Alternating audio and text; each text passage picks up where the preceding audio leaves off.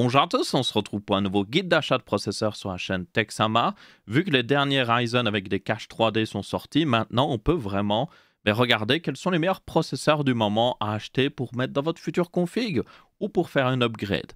Dans cette vidéo, je vais vous montrer les différents processeurs, on va aller du moins cher au plus cher, et je vais aussi vous montrer les cartes mères que vous devriez prendre en temps normal avec ces processeurs-là. Et du coup, je parlerai aussi des cas d'utilisation pour chaque un petit peu processeur. Comme ça, vous savez un peu vous situer selon vos besoins, selon ce que vous voulez faire avec votre PC et tout ça. Et essayer d'avoir le meilleur processeur. J'espère. Vous avez une table des matières dans la description ainsi que sur la barre de lecture. Commençons tout de suite. Ah, aussi très important, vous verrez que des fois, commander en Allemagne vous permet d'avoir des meilleurs prix au niveau des processeurs, même très souvent. Toutefois, je mettrai quand même quelques liens pour les processeurs qui étaient à très bon prix en France sur Amazon parce que, évidemment, j'ai un compte Amazon Affiliate. Donc, si vous voulez soutenir la chaîne, merci à vous. Après, si vous trouvez moins cher autre part, prenez l'autre part, forcément. Commençons tout de suite avec le moins cher de notre guide d'achat, le Ryzen 3 4100. C'est un 4 cœurs qui peut monter à 3,8 GHz, basé sur la même architecture que les Ryzen 3000. Il est pas cher, c'est son gros avantage, pas cher. Vous pouvez avoir une carte mère pas chère avec aussi. Vraiment, c'est très économique, ça vous permettra de faire un bon petit PC. Mais là, je le conseille pour quelqu'un qui veut faire justement un PC gaming, parce qu'il n'a pas de chipset graphique intégré. Donc c'est vraiment pour quelqu'un qui va rajouter une carte graphique en plus. Et au niveau carte graphique, évidemment, vous pourriez rajouter quelque chose qui n'est pas trop cher. Peut-être une carte graphique d'occasion, peut-être une RTX 2060, si vous en trouvez une. Ce serait pas mal avec ce processeur-là déjà. Il est à 70 €. Et pour ceux qui se demandent forcément au niveau carte mère, qu'est-ce que vous pouvez prendre? Eh bien, vous pouvez prendre n'importe quelle carte mère en A520 parce qu'elles sont vraiment pas chères. Comme vous pouvez voir, elles coûtent le prix du processeur. Vous avez à peu près tout ce qu'il faut et elles vous suffiront pour un tel processeur. Vous n'avez pas overclocké ni rien. Voilà, ça suffit. Vous avez un slot M.2, 2 slots de RAM. Ça ira. Vous en avez un peu plus cher si vous voulez avec 4 slots de RAM, si vous voulez encore plus de RAM, même si honnêtement, je trouve pas que ça vaut vraiment la peine. Voilà, c'est vraiment une carte mère basique ici, mais elle fonctionnera bien avec ce processeur. Ensuite, nous passons ici à un processeur qui est plus destiné ici à la bureautique. Donc, c'est pas forcément quelqu'un qui veut jouer à des jeux vidéo ou rajouter une carte graphique, même si ça marcherait sans aucun problème, mais il y a d'autres processeurs qui sont meilleurs pour ça qu'on va voir juste après. Donc ici, c'est vraiment quelqu'un qui est en mode, je veux faire de la bureautique, puis peut-être des petits jeux comme, je sais pas moi, Terraria ou autre chose, ça suffira amplement. Et c'est du coup le Ryzen 5 4600G, qui est un 6 cœurs avec surtout un chipset graphique intégré. Il n'est pas cher, il a une centaine d'euros et il conviendra parfaitement pour ce cas d'utilisation. Et pour la carte mère, vous prenez une carte mère en A520, encore une fois, parce que elles ont des sorties vidéo, donc ça vous permettra d'utiliser le chipset graphique intégré. Et si vous voulez certaines sorties vidéo, faites attention parce qu'il y en a beaucoup qui sont en HDMI et DisplayPort, donc si vous voulez et DVI plutôt. Donc si vous voulez du DisplayPort justement, essayez de trouver une carte mère avec ça. Ensuite, on a notre premier processeur Intel ici avec le bon vieux i3 12100F. Alors, il y a la 13e génération qui est sortie depuis, mais le truc, c'est que la deuxième génération est toujours moins chère, et ça, c'est vraiment le processeur le moins cher qui existe. Il a 4 cœurs à 3,3 GHz, mais il peut booster bien plus haut. Et son gros avantage, c'est que la deuxième gène de Intel est très performante. Et donc là, ça vous donne un excellent processeur pour les jeux vidéo. Vraiment pour les jeux vidéo. Si vous voulez faire des tâches professionnelles de rendu 3D, ça suffirait, mais il n'est pas vraiment fait pour ça. Ici, c'est vraiment pur jeu vidéo à fond là-dessus. Vous mettez une bonne carte graphique avec et vous êtes parti. Et l'avantage, c'est qu'il coûte moins de 120 € sur Amazon. Et des fois, peut-être qu'il sera moins cher si on va en Allemagne. Ouais, en Allemagne, vous pouvez encore l'avoir moins cher, à 109 € sur Amazon.de. Et il livre en France, évidemment, ça semble logique. Vous l'avez aussi sur Case King, qui est un bon site. Niveau carte mère pour ce processeur-là, vous pouvez prendre tout ce qui est en H610. C'est un peu les cartes mères entrée de gamme de chez Intel. Suffit amplement pour un tel processeur. Après, si vous voulez un peu plus future-proof, vous pouvez vous permettre de prendre des cartes mères en B660 ou même B760 si vous en trouvez une pour le même prix. Ça ne changerait pas grand-chose.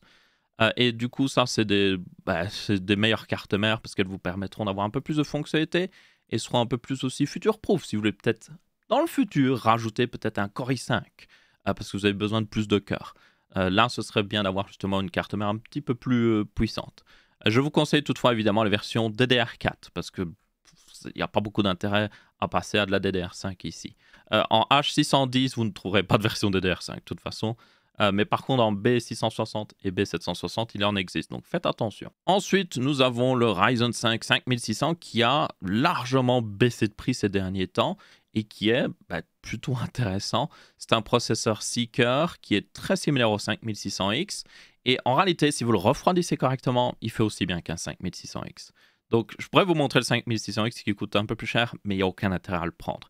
Prenez le 5600 directement, à part si vous pouvez trouver un 5600X pour exactement le même prix. Et ça, c'est un excellent processeur, que ce soit pour jouer, même si techniquement le Core i3 qu'on avait avant est techniquement meilleur, celui-là a un peu plus de cœur, et du coup le rendra un peu plus future-proof. Et il est aussi très bon pour des tâches professionnelles, pour du rendu 3D ou ce genre de choses. Et si on regarde, oui, en Allemagne, vous pouvez l'avoir encore pour moins cher. 139 € en Allemagne. Là, c'est un excellent prix. Donc ouais, n'hésitez pas. Là, franchement, ça vaut la peine. Au niveau carte mère pour ce processeur-là, on pourrait prendre une carte mère en A520, mais je trouve que c'est un peu limitant, donc on va plutôt prendre une carte mère en B550. Donc là, j'ai juste une Asus Prime pour illustrer, mais si vous trouvez une bonne carte mère pas trop chère en B550, ça suffira amplement. Il y en a vers une centaine d'euros. Elles sont assez future-proof aussi. Vous aurez bien souvent 4 slots de RAM, tout ce qu'il faut au niveau extension et tout ça. Donc, c'est des bonnes cartes mères, il n'y a pas de problème avec ça. Et elles iront très bien justement avec un 5600. Ensuite, on passe, selon moi, à le meilleur processeur. C'est franchement, pour 95% des gens, 95% si vous préférez, ça suffira amplement. Il est future-proof, il est très bon pour les jeux vidéo, mais aussi des tâches professionnelles. Et c'est le 12400F. Et il est vraiment pas cher. Il a baissé en prix ces derniers temps. Vous pouvez l'avoir à 188 € en France. Mais si vous allez en Allemagne, et c'est là que ça devient encore plus intéressant, vous pourrez le trouver par exemple chez Case King qui livre en France à 172 €. 172 €, c'est pas si loin du 5600 qu'on a vu juste avant. Et pourtant, c'est un processeur qui est mieux dans les jeux vidéo notamment. Donc, franchement, ça, c'est le meilleur processeur que vous pouvez acheter à l'heure actuelle, selon moi. Oui, il y en a d'autres plus chers qui sont meilleurs, mais vous allez payer plus cher. Donc, prenez cet argent et mettez-le dans votre carte graphique et vous aurez des meilleures performances dans les jeux vidéo. À part si vous avez besoin de plus de cœur ou autre chose CPU pour des tâches professionnelles, la plupart des gens devraient prendre un 12400F selon moi. Excellent processeur. Et je continue de le recommander tant que franchement il existe et qu'il a un bon prix. Toutefois, il a été remplacé techniquement, il faut le savoir, par le 13400F qui est en réalité meilleur parce que le 13400F est basiquement un 12600K renommé et avec une fréquence un peu plus basse. Donc il a 10 cœurs notamment. Donc il a 6 cœurs haute performance et 4 cœurs haute efficacité énergétique. Le 12400F a seulement 6 cœurs haute performance. Donc le 13400F est meilleur. C'est juste que il est plus cher. Donc là, il est à 240 € sur Amazon. Et même si vous allez en Allemagne, je crois pas que... Ah, quand même, 217 €. Ça vaut la peine. Si vous avez... Je dirais, en fait, c'est vraiment... Avez-vous besoin de plus de performance en multicœur, par exemple dans les programmes 3D? Ça vaut la peine de passer au 13400F. Sinon, si vous voulez juste jouer à des jeux vidéo, même faire du streaming, ça suffira le 12400F, mais prenez-le. Mais le 13400F existe et je tiens à le préciser. Je suis d'ailleurs en train de le tester à l'heure actuelle. J'ai reçu un exemplaire de test, donc vous aurez une vidéo très prochainement là-dessus. Maintenant, pour ceux qui se demandent quelle carte mère il vous faut pour le 12400F ou le 13400F, eh bien, normalement, n'importe quelle carte mère à partir des B660 fonctionneront parfaitement. Tenez toutefois compte que pour le 13400F, il faut que le BIOS soit mis à jour. Certaines marques vous permettent de mettre à jour le BIOS sans qu'il y ait même de processeur installé, mais pas toutes, donc faites attention à ça. Si du coup vous ne voulez pas avoir ce problème, prenez une carte mère en B760. Celles-là sont compatibles avec, évidemment, le 13400F. Prenez en DDR4 aussi, DDR5 ne sert à rien pour ces processeurs-là, et ça vous permettra d'économiser encore plus d'argent et mettre ça dans un carte graphique, ou d'autres pièces qui pourraient être utiles pour vous. Donc ouais, B660 peut-être plus pour le 12400F, et B760 pour le 13400F. Et encore une fois, prenez de la DDR4. Et prenez une carte mère qui correspond à vos besoins aussi. Vous pouvez mettre des fois un petit peu plus pour avoir plus de fonctionnalités, mais après, comme vous pouvez voir, une simple Gigabyte B660 ici suffira à la plupart des gens. Vous avez 4 slots de RAM et tout. Ça suffit, franchement. Ensuite, on arrive dans d'autres processeurs qui pourraient être utiles pour certaines personnes, même si selon moi, ils ont perdu en intérêt. Vous avez notamment le Ryzen 7 5800X qui a largement baissé de prix. Je dirais plus qu'il est utile pour quelqu'un qui a peut-être déjà une carte mère compatible. Donc si vous avez une carte mère en X370, vous pouvez normalement mettre à jour le BIOS et mettre ce processeur dessus. C'est une assez bonne upgrade. Si toutefois vous voulez l'acheter neuf avec une nouvelle carte mère, honnêtement, je dirais plus de prendre l'alternative Intel, même si techniquement, ce processeur-là a 8 cœurs, donc il est un peu plus performant dans certaines tâches multicœurs, mais à ce moment-là, vous avez le 13400F qui coûte le même prix et fera même encore mieux dans les tâches multicœurs. Donc c'est plus pour quelqu'un qui a déjà la carte mère, je dirais. Une autre alternative aussi qui a énormément baissé en prix, c'est le 7600X. Il a chuté, mais tellement. Et c'est dû au fait qu'il n'était pas du tout intéressant. Genre, il coûtait trop cher, il faut de la DDR5 obligatoirement, les cartes mères coûtent la peau des fesses. Et du coup, il a chuté au niveau prix. Et maintenant, vous pouvez le trouver à 257 € sur Amazon. Et si vous allez en Allemagne, vous pourriez, il me semble, même l'avoir encore un petit peu moins cher, 249 €. Quelques petits euros d'économiser, ma foi. C'est vraiment pas cher par rapport à son prix de sortie. Toutefois, et tenez-en compte, c'est très important, le problème de ce processeur, c'est qu'il vous faut de la DDR5 et il vous faut des cartes mères qui coûtent très cher. La carte mère la moins chère que j'ai pu trouver justement compatible est la Gigabyte B650M. Et comme vous pouvez voir, elle coûte quand même 179 € et c'est de la DDR5. Donc il vous faudra de la DDR5 à installer dessus pour que vous puissiez en tirer parti. Et là, ça va coûter encore plus cher. Donc honnêtement, je recommanderais seulement ce Ryzen 7600X à quelqu'un qui peut-être veut être future-proof et qui fait confiance à AMD pour continuer de faire des processeurs parce que ils l'ont prouvé, en réalité, je tiens à le préciser, ils l'ont prouvé. Vous pouvez, comme j'ai dit juste avant, prendre une carte mère en X370 qui est sortie en 2017, mettre à jour le BIOS et installer un processeur qui est sorti l'année dernière dessus. Donc ils ont prouvé que vous pouvez faire ce genre de choses. Maintenant, est-ce qu'ils vont le faire pour cette nouvelle génération de cartes mères en AM5? Peut-être, peut-être pas. Ils ont promis qu'ils le feraient, mais est-ce qu'ils vont tenir leurs promesses? Je ne sais pas honnêtement. Donc si vous voulez quand même... C'est un très bon processeur, il n'y a aucun problème avec lui. Je dirais c'est plus pour les jeux vidéo, moins pour les tâches professionnelles.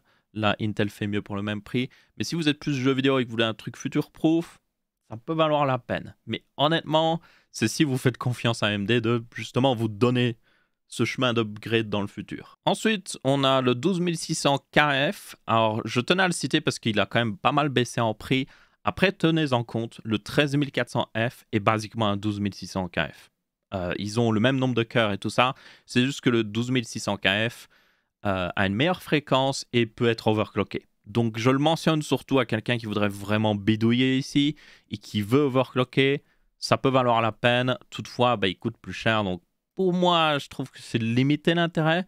Même en Allemagne, vous ne le trouverez pas moins cher en vrai. J'ai l'impression, oui, de moins cher, c'est en France, sur Amazon, à 270 €. Donc, yep. Éventuellement, si encore une fois vous voulez bidouiller. Après, il y a d'autres processeurs qui sont meilleurs juste après. Et si vous voulez le faire fonctionner, vous pouvez prendre une carte mère en B660. Mais si vous voulez l'overclocker, il vous faudra une carte mère en Z690 qui va coûter plus cher. Donc, faites attention à ça. Maintenant, on en arrive à, selon moi, le deuxième meilleur processeur que vous pouvez acheter tout confondu. Donc, le premier, c'était le 12400F, voire éventuellement le 13400F. Ici, nous avons le 13600KF, qui est du coup un processeur 14 cœurs à 3,5 GHz. C'est en réalité, je vous rappelle, du coup, 6 cœurs, haute performance, et vous avez ensuite 8 cœurs, haute efficacité énergétique. Donc, c'est comme ça que ça marche. Donc, il est très bon pour les jeux vidéo. Il est très bon pour le multicœur. Donc, si vous voulez faire du rendu 3D, du streaming ou autre chose, il est excellent. Et la version KF, donc il n'y a pas de partie graphique, faites attention, est à 330 € sur Amazon. C'est vraiment pas cher. C'est vraiment, selon moi, le meilleur processeur que vous pouvez acheter. Et vous pouvez toujours l'acheter. Et en Allemagne, est-ce qu'il coûte un peu moins cher? Pas vraiment, en vrai. Donc, oui, achetez-le en France, en fait. Il est moins cher, selon moi. Quoique, il était aussi sur Case King. Sur Case King, il est à 326 €. Est-ce que ça vaut la peine? Il est déjà à 330 € sur Amazon.fr. Donc, ouais. Prenez-le en France, ce sera plus simple. Je vous mettrai un lien dans la description. Dans tous les cas, ce processeur est juste excellent. Et vous pouvez aussi le coupler avec de la DDR4. Donc, de la RAM qui coûtera moins cher. Et vous le mettez sur une petite carte mère en B760. Vous pouvez. Comme ça, vous économisez un peu plus. Si vous ne comptez pas l'overclocker, de toute façon, c'est largement suffisant.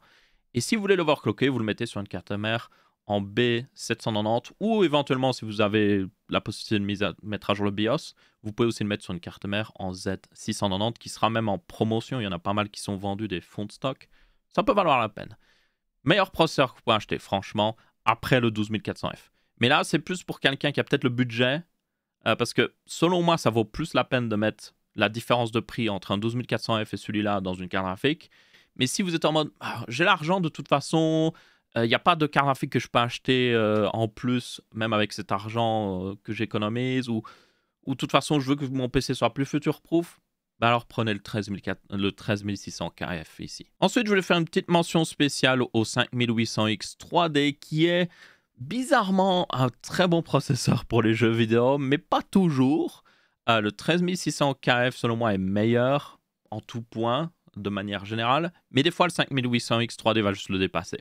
Donc, c'est un processeur assez particulier, et la raison pour laquelle je le mentionne, c'est en Allemagne, vous pouvez l'avoir vraiment pas cher. 319 €, c'est un très bon prix. C'est moins cher que le 13600 KF, justement. Et ça peut être une bonne solution pour quelqu'un qui a une ancienne carte mère AMD, encore une fois. Si vous avez une carte mère, je sais pas moi, en X370, vous pourriez techniquement mettre ce processeur dessus. Est-ce que vous allez en tirer pleinement parti? Non, vous allez un peu sacrifier les performances. Mais en attendant, vous économisez le prix d'une carte mère. Donc, ça peut valoir la peine. Et enfin, on arrive dans la catégorie Overkill, qui, selon moi, ne correspondrait pas à la plupart des gens. Franchement, le 13600 KF, pour 99%, 99% si vous préférez, des gens, c'est plus que suffisant. C'est déjà parfait, franchement. C'est un très bon processeur qui durera de très nombreuses années. Mais il y a des gens qui vont être en mode, j'ai le budget, Aurélien, montre-moi quelque chose de meilleur. Et bien là, si vous voulez le meilleur processeur pour les jeux vidéo, mais aussi le multitâche, et que vous n'en avez rien à faire d'avoir besoin d'une centrale nucléaire pour l'alimenter, eh bien vous avez le 13900K et aussi la version F d'ailleurs. Ils vous coûteront plus de 600 €, mais l'avantage, c'est que c'est l'un des meilleurs processeurs qui existent. Il a 24 cœurs, donc il a 8 cœurs haute performance, 16 cœurs haute efficacité énergétique. C'est un monstre de performance, mais c'est aussi un monstre de consommation, comme j'ai dit. Et c'est le meilleur processeur que vous pourriez acheter, selon moi. Il y a une version KS qui existe, mais elle coûte encore plus cher. Et là, ça ne vaut pas la peine, selon moi. Donc la version K ou KF est déjà pas mal. Et puis, éventuellement, pour ceux qui sont chez AMD, vous avez le nouveau 7950X 3D. Et aussi le 7950X qui existe toujours. Je dirais que ces deux processeurs, c'est plus pour quelqu'un qui veut un processeur qui consomme moins, mais qui reste très performant. Parce que vous pouvez les optimiser, et notamment le 7900X 3D est déjà optimisé de base. C'est un processeur pour les performances qu'il vous donne qui consomme vraiment pas beaucoup. Il a un peu plus de 120 watts. Et la version 3D aussi est très bonne pour les jeux vidéo. C'est même le meilleur processeur pour les jeux vidéo à l'heure actuelle. Donc ça peut valoir la peine. Et du coup, pour ces deux processeurs-là, évidemment, vous allez mettre des cartes mères haut de gamme. Donc pour le 13900K ou KF, vous allez mettre une carte mère en Z790. Et pour le 7950X ou la version 3D, vous allez avoir une carte mère, selon moi, en X670E. Sinon, ça ne vaut pas vraiment la peine. Mais vous pourriez le mettre techniquement celui-là sur une carte mère en B650 si vous voulez vraiment économiser. Même si, voilà, est-ce que ça vaut vraiment la peine d'économiser sur un tel processeur? Je ne sais pas. Et enfin, je voulais faire une mention spéciale à un processeur qui n'est toujours pas sorti. Mais j'allais pas retarder le guide d'achat juste pour un processeur. Mais c'est le futur Ryzen 7800X 3D qui est du coup avec un cache 3D. Donc c'est un peu le remplaçant du 5800X 3D. Le truc c'est que ça va être un bon processeur, mais il va certainement coûter trop cher. Il va être à plus de 400 €. À ce moment-là, moi je prendrais encore une fois le 13600 KF. Il est juste meilleur pour le prix. Donc je tiens à préciser qu'il arrive, mais je sais qu'il va être trop cher. Et qu'il n'en vaudra pas la peine à cause de ça. Mais ce sera techniquement probablement le meilleur processeur pour les jeux vidéo sans aller vers les tout gros 13900K et tout ça. Donc techniquement, si vous voulez vraiment les meilleures performances pour les jeux vidéo, mais que vous n'en avez rien à faire du rendu 3D et tout ça, ce sera le meilleur processeur pour ça. Donc il arrivera au mois d'avril. Donc si il vous faut un processeur qui est le meilleur dans les jeux vidéo, mais que vous en fichez des tâches 3D, attendez le mois d'avril. Mais en attendant, le 13600 KF est largement suffisant. Et du coup, c'est à peu près tout pour ce guide d'achat de processeurs. J'espère que vous l'avez trouvé utile. Vous aurez en description, comme j'ai dit, des liens Amazon vers les différents processeurs ou même cartes mères qui sont intéressantes, en tout cas sur Amazon. Si vous trouvez moins cher, encore une fois, bah, allez l'acheter là-bas. Et je ne mettrai pas des liens Amazon vers des trucs qui, selon moi, sont à mauvais prix. Donc, si je trouve qu'il est trop cher sur Amazon.fr, je ne mettrai juste pas de lien. Donc, si vous demandez pourquoi il n'y a pas de lien pour celui-là, parce que je le trouve trop cher et que vous devriez aller l'acheter autre part. Donc, oui, c'est à peu près tout. J'espère que vous avez bien apprécié. On se retrouvera après une prochaine vidéo. Je vous dis ciao, ciao.